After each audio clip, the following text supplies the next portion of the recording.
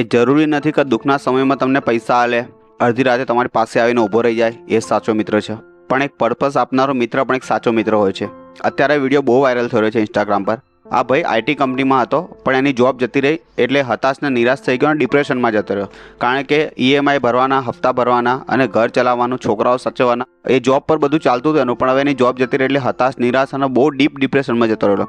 પછી એક દિવસ એના મિત્રએ એને કીધું કે જ્યાં સુધી તને જોબ નથી મળતી ત્યાં સુધી કંઈક નાનું મોટું કામ ચાલુ કરી દે.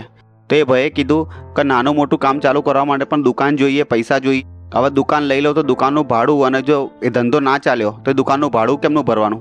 પછી એ ભાઈએ કીધું મારી પાસે જીપ મેલેડિયન છે. હવે તમે જાણો છો જીપ મેલેડિયનનો સ્પેસ કેટલો મોટો છે પાછળનો.